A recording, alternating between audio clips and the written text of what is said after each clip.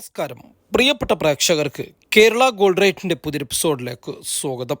സ്വർണം ഇപ്പോഴത്തെ ഏറ്റവും ഉയർന്ന വിലയിൽ വാങ്ങിയിട്ട് നിങ്ങൾ പേടിക്കുന്നവരാണോ? ഒരുപക്ഷെ വലിയ രീതിയിലുള്ള വിലയിടിവ് വന്ന് തകർന്നു പോകുമോ എന്ന് പേടിക്കുന്നവരാണോ? എന്നാൽ ഈ വീഡിയോ അവസാനം വരെ കാണുക.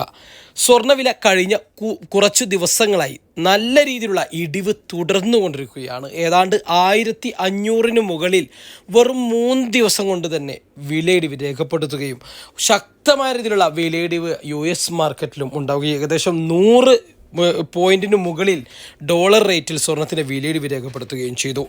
എന്നാൽ ഇപ്പോഴും നേരിയ തോതിലുള്ള ഒരു സ്ട്രോങ് ലെവലിൽ തന്നെയാണ് അമേരിക്കൻ മാർക്കറ്റ് പോകുന്നത് എന്നതുകൊണ്ട് മാർക്കറ്റ് ഇപ്പോൾ നേരിയ തോതിലുള്ളൊരു വിലക്കയറ്റത്തിലാണ് എന്ന് വേണം പറയാൻ. ഇന്ന് മാർക്കറ്റ് ഓപ്പൺ ചെയ്യുമ്പോൾ 6640 എന്ന വിലയിലും പവന് 53120 എന്ന വിലയിലുമാണ് വ്യാപാരം ആരംഭിച്ചത്. നല്ല രീതിയിലുള്ളൊരു തകർച്ച ഇന്നും മാർക്കറ്റ് ഓപ്പൺ ചെയ്യുമ്പോൾ തകർച്ചയോടുകൂടി തന്നെയാണ് ആരംഭിച്ചത്.